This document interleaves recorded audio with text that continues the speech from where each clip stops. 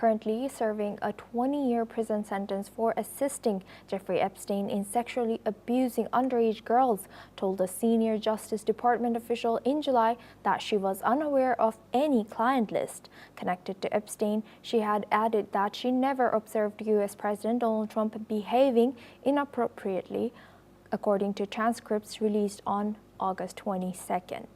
During her two-day interview with Deputy Attorney General Todd Blanche, Maxwell said she never witnessed sexual abuse by Epstein and did not implicate any other prominent individuals. She describes Epstein as a private person who did not share details of his activities with her.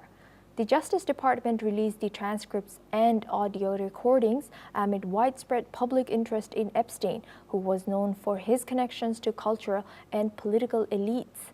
The release comes as President Trump seeks to address a political controversy related to the department's decision not to disclose files from its investigation into Epstein, despite earlier pledges to make them public.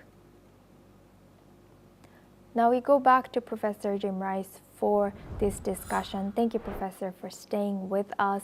Professor, what's your reaction about this news that has just come in about the fact that there's no client list and Trump was not seen doing any inappropriate things as well? Well, to try and answer your question, I guess I was shocked but not surprised. For your viewers, under the United States system, the Justice Department is supposed to be independent of the White House. And yet, at the same time, at the beginning of all of this, and mind you,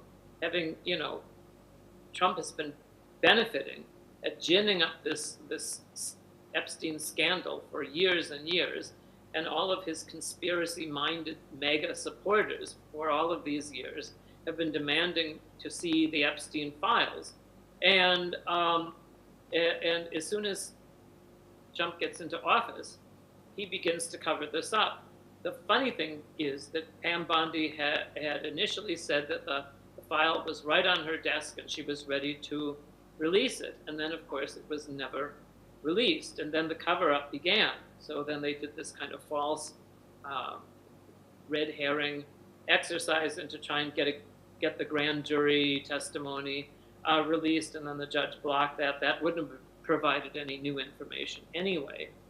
But the most important part of this story is that there were hundreds, if not thousands, of girls and young women who were trafficked and sexually abused. This is not a funny story. This is not funny at all. This is about the lives of individuals, the lives of girls and young women which were ruined by this person, Jeffrey Epstein, and by his girlfriend, Ghislaine Maxwell, who, by the way, had been convicted of sex trafficking, and she was also convicted of perjury, and she was sentenced to 20 years in prison. And after the two-day meeting with Trump's personal lawyer, the deputy director of the Justice Department, she was almost immediately released to the most liberal and generous, salubrious prison in the United States Prison Service, where she is actually really not even in prison. She is allowed to go outside, as I understand it, for work release. So clearly this is a quid pro quo. Clearly that Maxwell understands that if she continues to participate in the cover-up of this scandal and this terrible abuse of young girls and women, that she will continue to enjoy the protection of the Trump administration. Yes, indeed. Thank you very much, Professor Jim Rice, for joining us and staying with us throughout our